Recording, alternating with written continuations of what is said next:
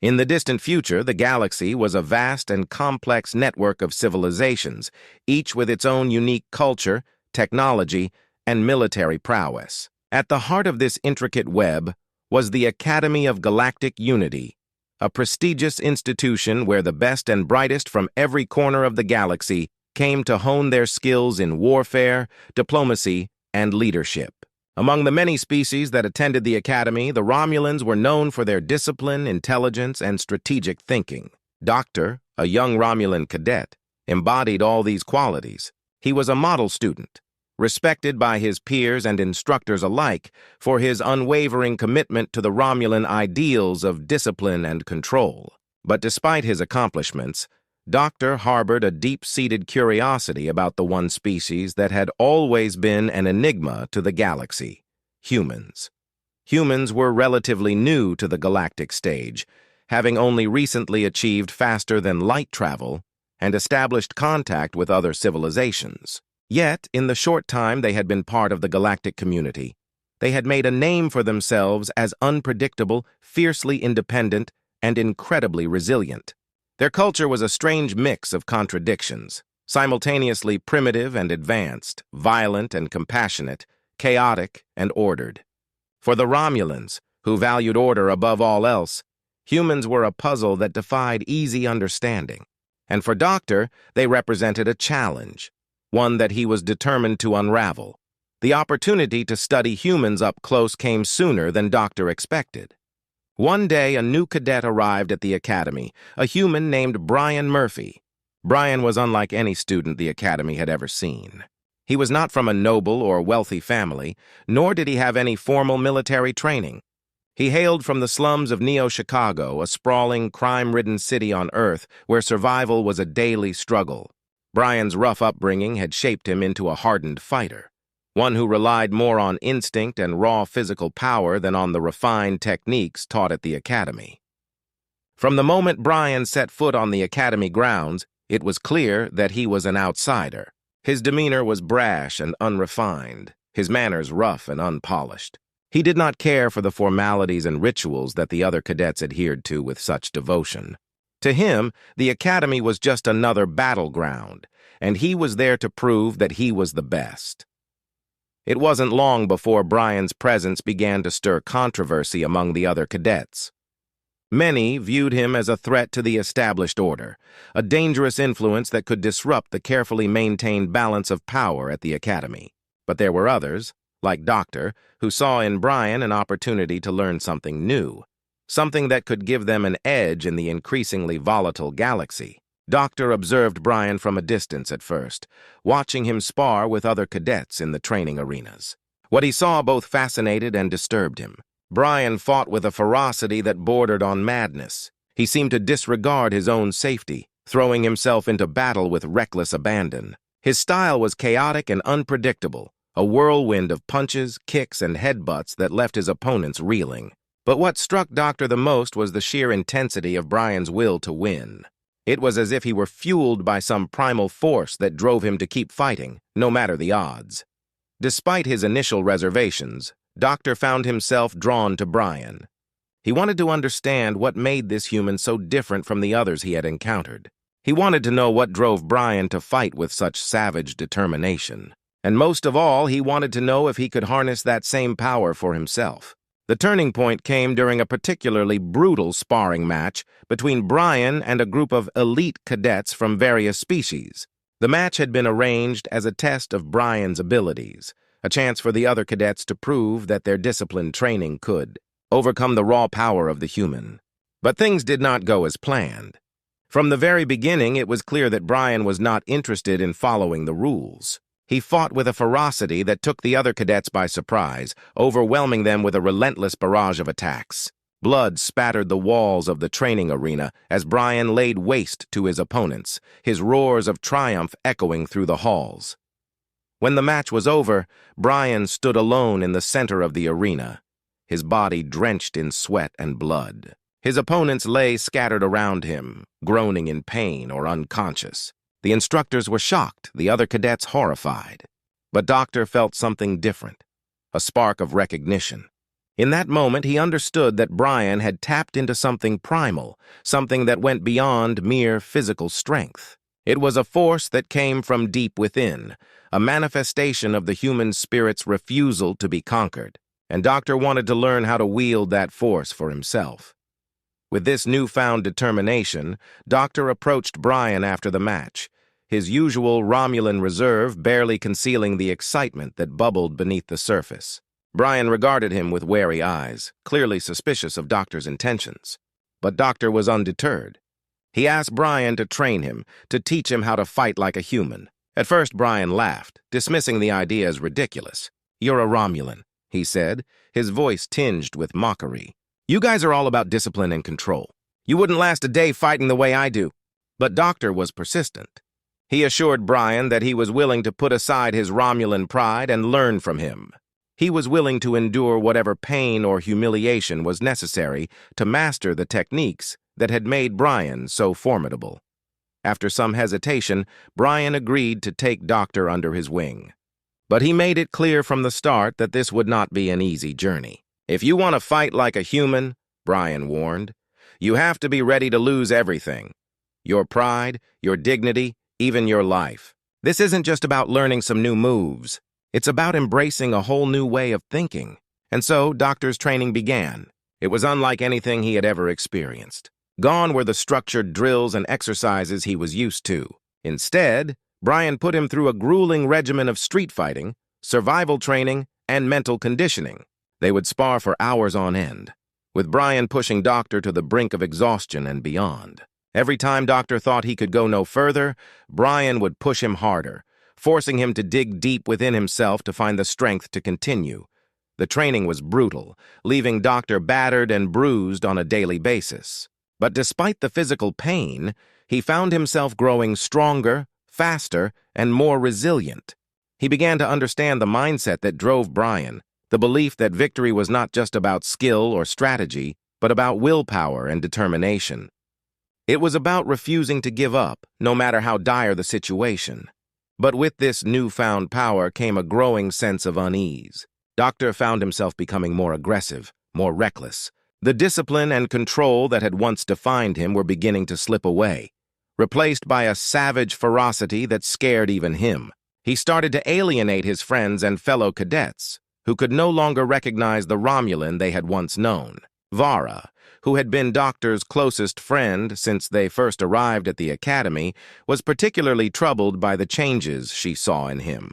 She confronted him one day, her voice filled with concern. "Doctor, what are you doing to yourself? You're not the same person you used to be. This isn't you."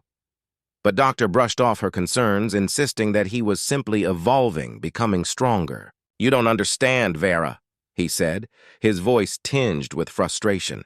"I'm learning something that could change everything for us. We can't beat the Kroth Empire by playing by the same old rules. We need to be willing to do whatever it takes to win." Vara shook her head, her eyes filled with sadness. "At what cost, Doctor? You're losing yourself in this madness. You need to stop before it's too late." But Doctor was too far gone to listen. He had tasted the power that came with embracing human ferocity, and he was not willing to give it up. The tension between Doctor and Vera reached a breaking point when Zephyr, one of the Academy's top cadets, challenged the effectiveness of human combat techniques in a heated debate. Zephyr, a Vulcan who prided himself on logic and reason, argued that discipline and strategy were the keys to victory, not brute force. "Humans are reckless," Zephyr said, his voice calm and measured. "They may win a few battles, but in the long run, their lack of discipline will be their downfall." Doctor, fueled by his newfound belief in the power of human ferocity, couldn't stand to hear Brian's methods being disparaged. He challenged Zephyr to a real fight, a test to prove, once and for all, which approach was superior. The challenge was accepted, and the match was set to take place at the Nebula's Edge, a notorious bar on the outskirts of the station known for its rough clientele. It was the perfect setting for the kind of brawl that Doctor envisioned, a no-holds-barred fight that would leave no doubt as to which combat style reigned supreme.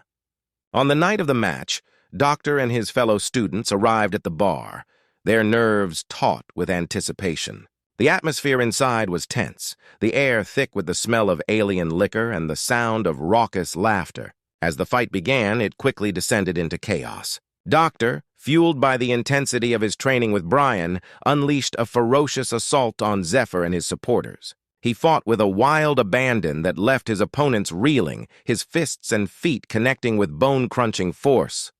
Blood splattered the floor as the brawl escalated, with chairs and tables being smashed in the frenzy. Doctor's heart raced as he reveled in the carnage, the thrill of battle coursing through his veins like a drug. For a moment he felt invincible, as if he had finally unlocked the secret to ultimate power.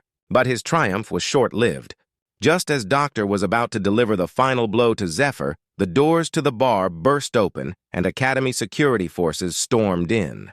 They quickly subdued the brawling cadets, arresting everyone involved and dragging them back to the Academy for disciplinary action. The following day, Doctor stood before the Academy's disciplinary board, his body still aching from the fight. The instructors were furious, their voices laced with disappointment and anger. They accused Doctor of bringing shame to the Academy, of abandoning the principles that had made him a model student. But Doctor, still intoxicated by the power he had wielded in the fight, refused to back down. He defended his actions with a passionate speech, arguing that the Academy's traditional methods were outdated and ineffective. "The galaxy is changing," he declared, his voice ringing out in the silent chamber. "We can no longer rely on the old ways.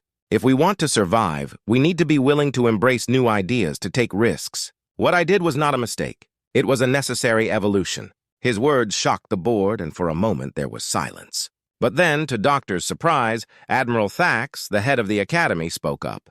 "There may be some truth to what you say, Cadet Doctor," Thax said, his voice measured.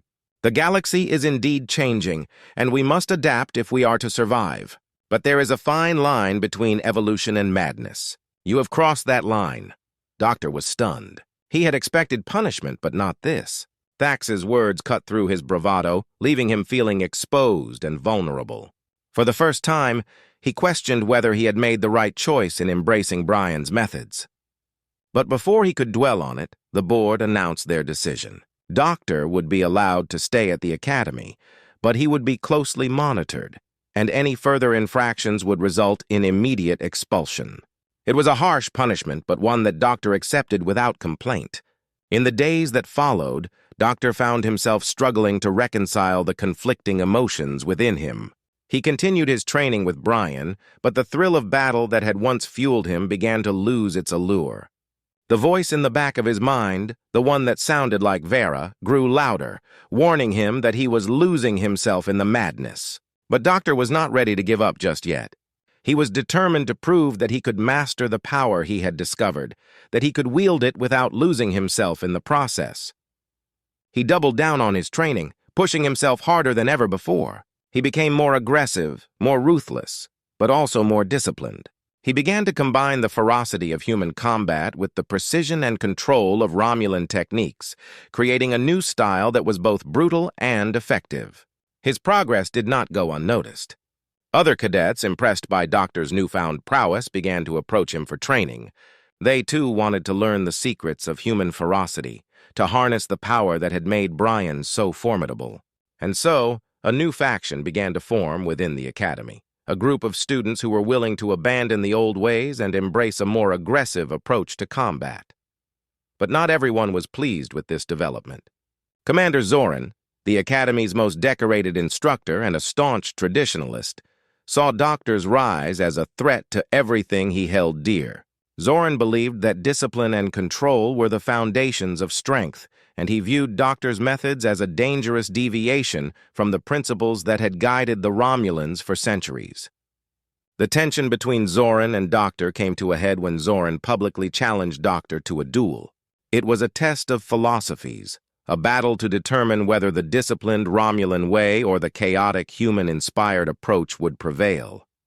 The duel was to take place in the Academy's Grand Coliseum, a massive arena where cadets tested their skills in front of their peers and instructors. On the day of the duel, the Coliseum was packed with spectators, all eager to witness the clash between the old and the new. Doctor stood in the center of the arena, his body tense with anticipation. Across from him, Zoran loomed, his expression cold and unreadable. The duel began with a flurry of strikes and counter-strikes, each combatant testing the other's defenses. Zoran fought with the precision and control that had made him a legend at the academy, his movements smooth and calculated. Doctor, on the other hand, fought with a mix of ferocity and discipline, his attacks relentless and unpredictable. As the battle wore on, it became clear that neither fighter could gain a decisive advantage. Zoran's discipline kept him on the defensive, while Doctor's aggression kept him on the attack. But as the minutes turned into hours, Doctor began to feel the strain of the battle. His body, already battered from his training with Brian, began to falter. His attacks grew slower, his movements less precise. Sensing an opportunity, Zoran pressed his advantage, launching a series of rapid strikes that forced Doctor to retreat. But Doctor was not ready to give up. Drawing on every ounce of strength he had left, he unleashed a final, desperate assault, using every dirty trick Brian had taught him. He bit, clawed, and struck with brutal force, overwhelming Zoran with a barrage of savage blows. The crowd watched in stunned silence as Doctor's relentless attack finally brought Zoran to his knees. Bloodied and battered, Zoran looked up at Doctor, his eyes filled with a mix of anger and respect. "You fight like an animal," Zoran spat, his voice dripping with contempt. "But you fight well." With those words, Zoran conceded the duel, acknowledging Doctor's victory. The crowd erupted in applause, but Doctor felt no sense of triumph.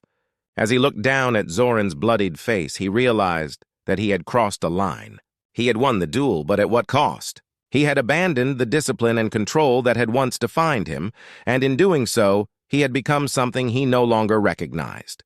The days that followed were a blur of confusion and self-reflection.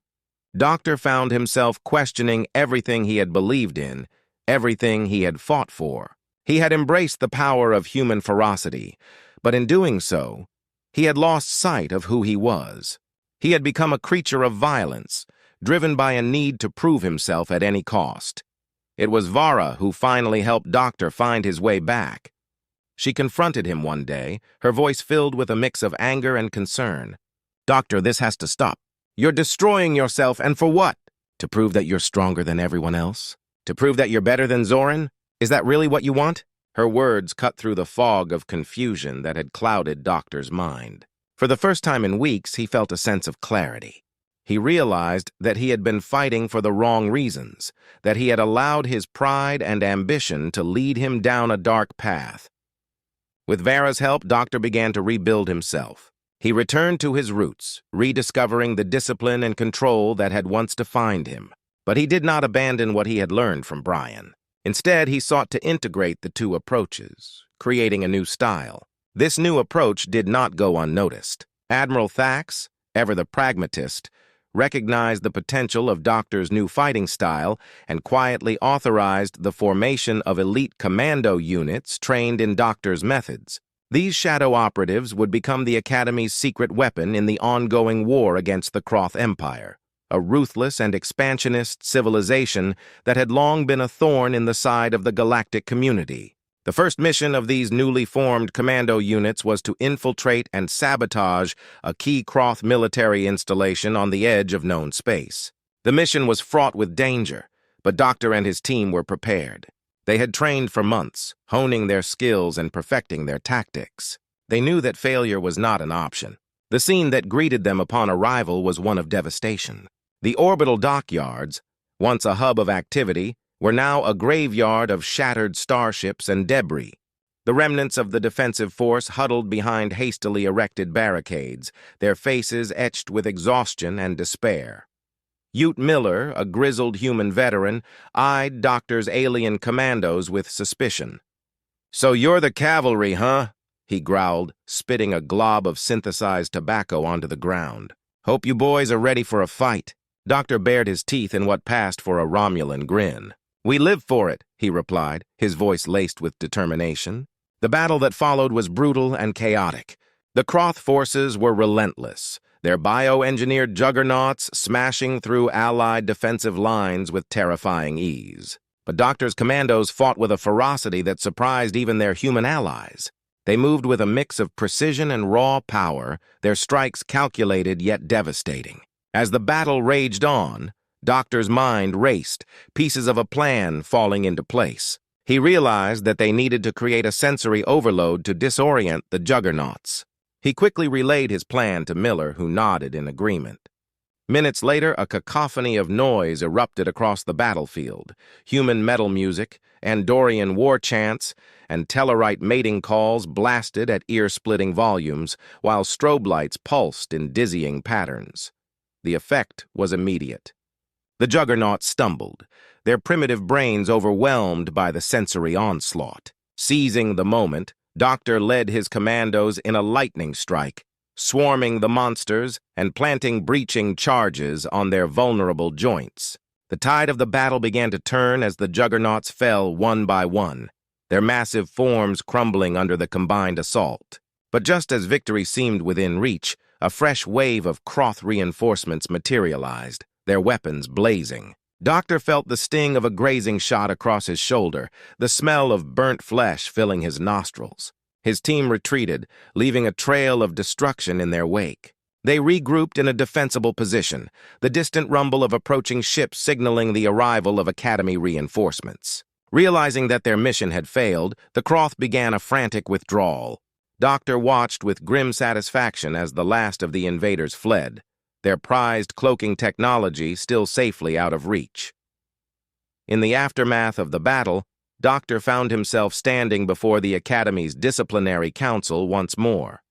But this time the mood was markedly different. Admiral Thax leaned forward, his intense gaze fixed on Doctor. "Your actions today were unorthodox," the Admiral said, each word carefully measured, but effective. Murmurs rippled through the assembled officials. Doctor stood tall, his chest heaving with pride. His new approach had proven its worth in the heat of battle, and the Academy was beginning to take notice. But not everyone was pleased with Doctor's rise to prominence. Commander Zoran, still smarting from his defeat, was determined to put Doctor in his place. He challenged Doctor to a sanctioned duel, a final showdown to settle the matter once and for all. Doctor accepted the challenge, his voice ringing out clear and strong. The duel was set for 1 week from that day to take place in the Academy's Coliseum. In the relative quiet of their makeshift training area, Brian paced back and forth, his expression grim. "This is a trap," he growled.